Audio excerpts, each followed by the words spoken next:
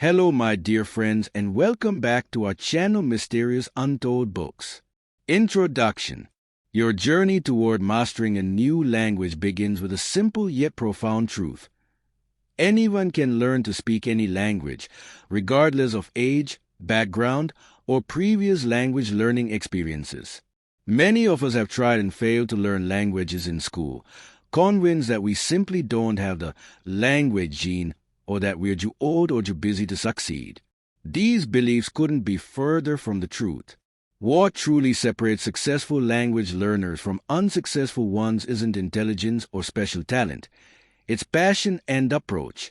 When you shift your focus from perfect grammar to meaningful communication, when you replace fear with curiosity, and when you start speaking from day one rather than waiting until you feel ready, something magical happens. The language becomes not just something you study, but something you live.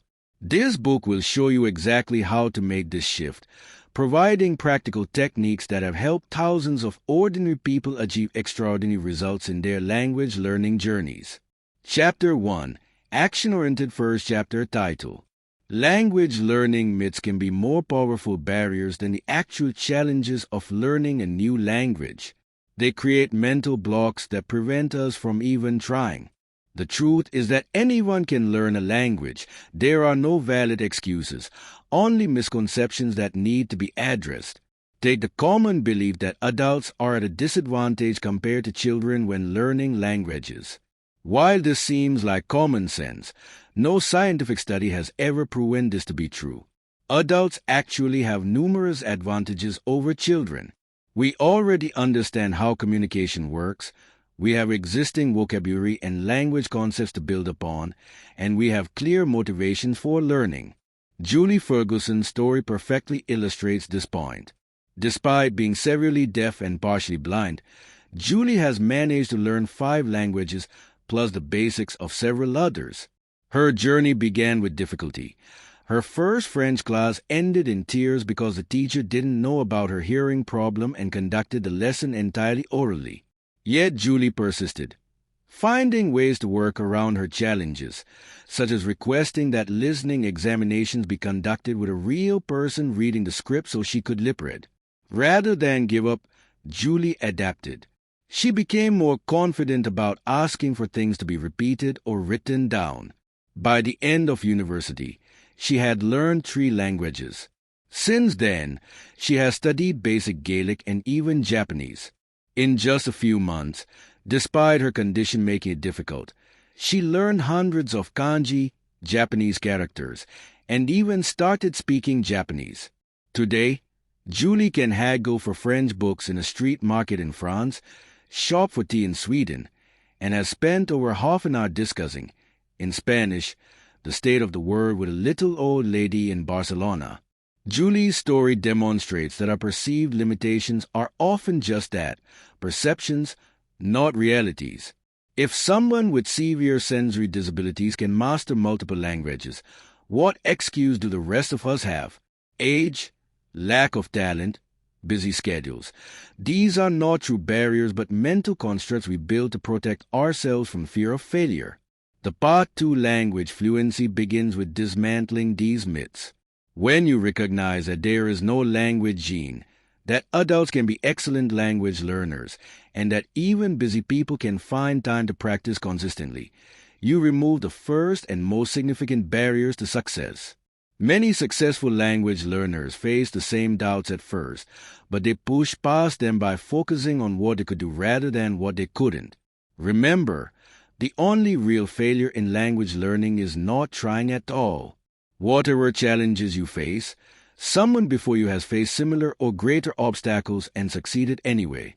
Your language learning journey begins not with perfect conditions, but with the courage to start despite imperfect ones. Chapter 2. Strategic Second Chapter Title.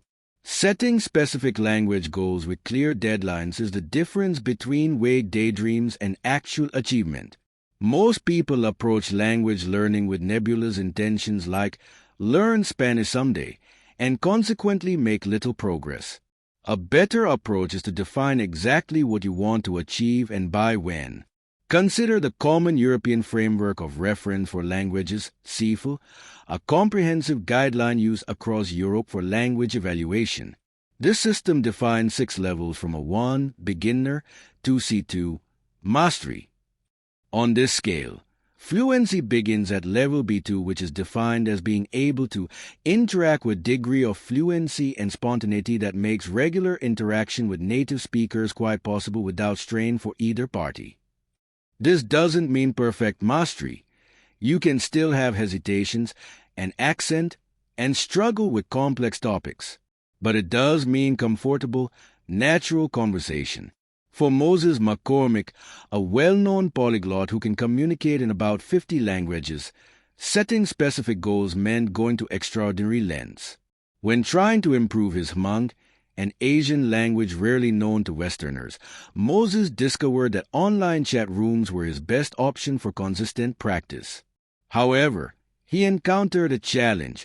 Most chat rooms were filled with men interested only in meeting women. So what did Moses do? He created another screen name and logged in as a woman. Even when he mentioned being married, people were still much more eager to chat with him in Hmong. Would you go to such lengths to practice your target language? Moses' creativity shows the importance of dedication and willingness to do whatever it takes to reach your language goals. His approach illustrates that success comes from facing challenges with the right mentality and finding creative solutions to obstacles. The most effective approach to reaching your language goals involves breaking them down into mini-missions, short-term, highly specific challenges that address your biggest current problems. For instance, when learning Mandarin, you might focus exclusively on mastering tones for your first week before tackling basic vocabulary. These mini-missions give you a real sense of accomplishment and progress, while helping you make huge strides toward your bigger goals. Remember that language learning isn't about perfection but progress. Even if you miss your ultimate fluency goal, you'll still have successfully learned to communicate with other human beings in a new language. However, don't use this perspective as an excuse to slack off. If your goal has a 100% chance of success, you aren't aiming high enough. Chapter 3, Practical Third Chapter Title.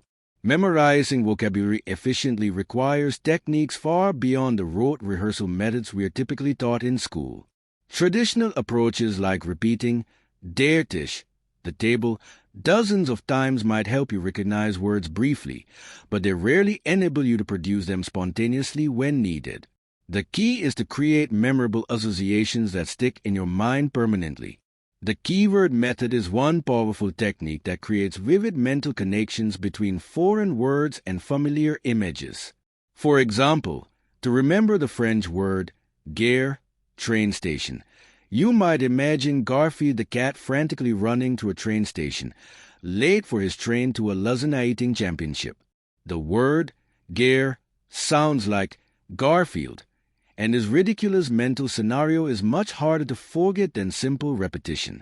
When you later need to recall the French word for train station, you visualize your favorite train station, see Garfield running through it, and immediately remember gare. This approach works even for languages very different from English. Take the Chinese word MBIO, target, goal. To remember this, you might create a visual story. I'm walking through a field with a bow and arrow at sunset. Suddenly, a cow falls from the sky. Moo, crash. A bullseye is painted on the cow's rear end, and I position myself to aim. My arrow is made entirely of bees. I launch it, and it flies straight into the target and goes up the cow's bum. The poor animal yells aloud, audibly. This strange story connects the sounds moo, mew, and bow, bio, to the concept of a target. While creating these associations might seem time-consuming at first, with practice you develop the skill of quickly generating memorable images. Eventually, the foreign words become so natural that you no longer need to recall the original associations. They become a permanent part of your vocabulary, just like their equivalents in your native language. Beyond individual words, You can use similar techniques for entire phrases or even minute-long speeches. For introductory conversations, where you frequently discuss who you are, where you are from, and why you are learning the language, consider memorizing a complete script. You can use your body as a memory palace, associating different parts of your body with different sections of your introduction. This approach gives you confidence in initial conversations, which creates momentum for more spontaneous speech later. Remember that words are your arsenal in language learning. Each day, you can increase your vocabulary and thus your ability to communicate ideas. The goal isn't to memorize every word in the dictionary, but to build a solid foundation of useful vocabulary that you can access instantly when needed. Chapter 4. Dynamic 4-chapter title. Creating an immersion environment without traveling abroad is not only possible, but can actually be more effective than moving to a foreign country.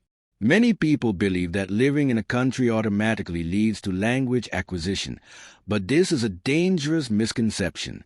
In reality, countless expatriates spend years abroad without learning more than basic phrases in the local language. Moses McCormick demonstrates how anyone can find language practice opportunities anywhere. Living in Columbus, Ohio, not exactly an international hub, Moses regularly approaches strangers in shopping malls for language practice. His approach is simple but effective. He breaks the ice with non-threatening questions like asking the time or directions. When they reply, he casually asks where they're from. If they're from a country whose language he knows, he then asks, in their language, whether they speak that language. This straightforward approach yields regular practice opportunities with native speakers from diverse backgrounds. When Moses and the author visited a shopping mall together, they found that each interaction was positive. Some people could only speak briefly because they were working, but nobody was angered or frustrated by their attempts. This experience shows that the fear of approaching strangers for language practice is often unfounded. When you are genuinely passionate about learning a language, people can sense your sincerity and are usually happy to help. Beyond in-person interactions, the Internet provides countless opportunities for language practice. Websites like Couchsurfing.org, Intonations.org, and Meetup.com can connect you with native speakers in your area. Online platforms like Italki allow you to arrange language exchanges or affordable lessons with teachers worldwide. The author learned Egyptian Arabic while living in Brazil by practicing for hours daily via Skype with online teachers. Virtual immersion can complement your spoken practice through streamed radio broadcasts, foreign language editions of your favorite TV shows, books, and comics. When possible, consume content originally created in your target language rather than translations, as this exposes you to authentic cultural references and natural expression. Remember that creating an effective immersion environment depends more on your attitude than your location. By surrounding yourself with native speakers and media in your target language, you can experience the benefits of immersion without leaving home. As the Irish poet W.B. Yeats said, "There are no strangers here, only friends you haven't yet met." Chapter 5, Methodical 5th chapter title. Speaking from day one means exactly what it sounds like, using your target language immediately, even if you know only a handful of words. This approach contradicts the traditional view that you should study until you are ready to speak. But there's a simple truth here, that ready day will never come. There will always be more words to learn and grammar to perfect. The only way to become fluent is to start speaking imperfectly now. When the author first attempted to learn Polish, he had only 2 hours to prepare before meeting a friend in Warsaw. Rather than give up before starting, he used a phrase book to learn basic expressions, prepared a few sentences about himself, and created a simple vocabulary list to reference during conversation. During his first in-person interaction in Polish, when he wanted to ask, "Is it okay if I record this conversation?" but couldn't find a phrase in his dictionary, he simply pointed at his camera and asked, "Problem with camera?" His grammar was way off, But his polished friend understood perfectly and replied, "No." Throughout their conversation, whenever he didn't understand something, he smiled and laughed a little at his own limitations rather than switching to another language. This approach kept the conversation entirely in Polish, despite him having just started learning the language. The key was his willingness to communicate imperfectly rather than not communicate at all. This speak from day one approach requires embracing a little imperfection and developing strategies for when you don't know the exact words you need. One effective technique is rephrasing what you want to say using simpler vocabulary. Instead of struggling to say, "I will travel to Spain in July for a 2-week vacation," you might say, "I want to go to Spain this summer to be a tourist for 2 weeks." The meaning is essentially the same, but the second phrase might be much easier for a beginner to construct. Another crucial element is keeping your conversations entirely in your target language as soon as possible. While this is challenging and often exhausting at first, it forces you to develop creative solutions and accelerates your progress dramatically. If someone replies to you in English, politely explain that you are serious about practicing their language and would appreciate their help. Most people will respect your dedication and switch back to their language.